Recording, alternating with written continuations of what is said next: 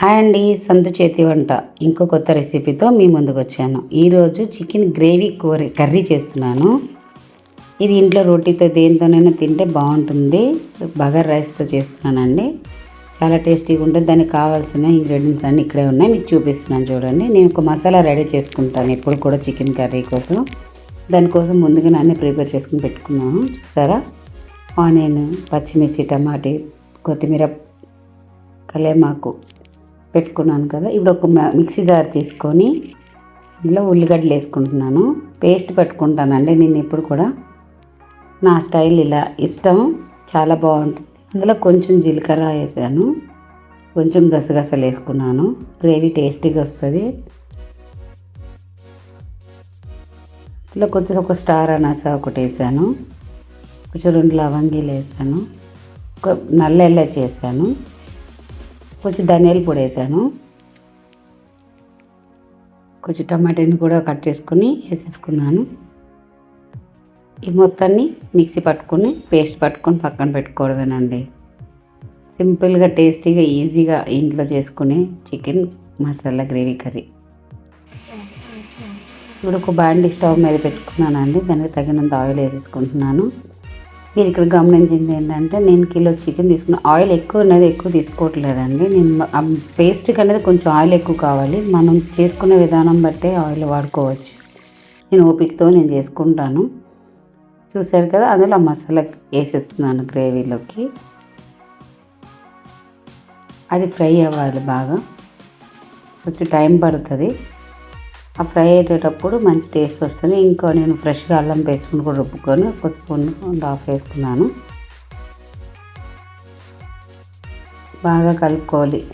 ఇప్పుడు మీకు కలిపేటప్పుడు ఏంటంటే ఆయిల్ అనేది అస్సలు ఉండదు. ఇంకా నేను అదే ఆయిల్తో ఫ్రై చేస్తాను, కర్రీ చేస్తాను, చాలా బాగుంటుంది. కొంచెం పసుపు, కొంచెం తగినంత కారం వేసుకుంటున్నాను. అది కూడా ఈ మసాలాతో పాటు ఫ్రై బాగా చేసుకుంటాను. సాల్ట్ కూడా వేసుకున్నాను తగినంత.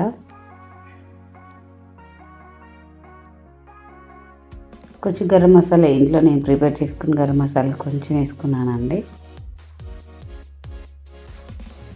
బాగా కలుపుకోవాలి.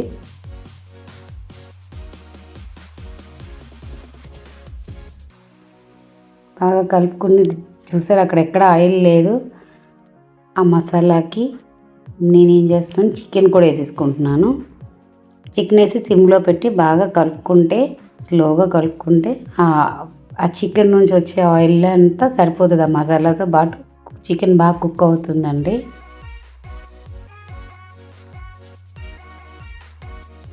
మెల్లగా కలుపుకోవాలి.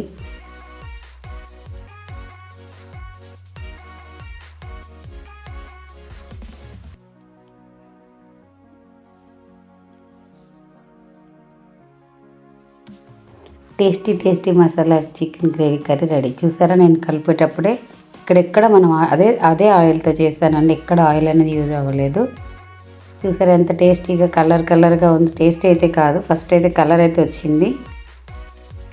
ఆ వాటర్ అనేది మెల్లగా రిలీజ్ అవుతుంది. కొంచెం నేను ఆ మిక్సీ జార్లో కొంచెం వాటర్ వేసేసుకుంటున్నాను. అదే వాటర్ నాకు సరిపోతుంది మసాలా గ్రేవీకి. చికెన్ స్లోగా సిమ్లో పెట్టి ఉడకపెట్టుకోవాలండి. రోటీలోకి కానీ, బటర్ నాన్లోకి కానీ, దోశకి కానీ, టిఫిన్స్కో కానీ దేనితోనైనా బాగుంటుంది. నేనైతే బగారా రైస్తో తింటున్నాము. చూసారు, కొంచెం నేను తగిన ఒక చిన్న గ్లాస్ వాటర్ వేసుకున్నాను. కలిపి పక్కన పెట్టుకొని బాగా సిమ్లో పెట్టుకొని బాగా కలుపుకొని ఉంచాలి. మూత పెట్టుకొని కలుపుకోవాలండి. నాకు అయిపోయింది. ఆయిల్ అంతా బయటకు రిలీజ్ అయ్యింది చూడండి. చికెన్ ఇప్పుడు పర్ఫెక్ట్ కుక్ అయినట్లండి. ఎప్పుడైనా సరే చికెన్ కర్రీ పైన చికెన్లో ఆయిల్ తేలిందంటే అప్పుడు చికెన్ రెడీ అయిందని అర్థం.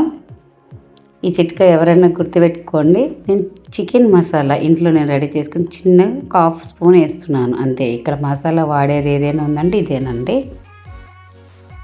టేస్టీ గుమగుమలాడే రెస్టారెంట్ స్టైల్లో గ్రేవీ చికెన్ కర్రీ రెడీ అయిపోయింది. దానికి నేను కొంచెం కొత్తిమీర కూడా వేసుకుని సర్వ్ చేసుకుంటే అయిపోతుందండి. ఇష్టంగా పిల్లలు తినేది. నాకు ఫాస్ట్గా ఒక 20 నిమిషాల్లో చికెన్ గ్రేవీ కర్రీ అయిపోయింది. ఇంట్లో కూడా మనం చాలా ఈజీగా చేసుకోవచ్చు ఫాస్ట్గా. బయట తినేదానికంటే ఇంట్లో బెస్ట్. ఈ వీడియో నచ్చినట్లయితే లైక్ చేయండి.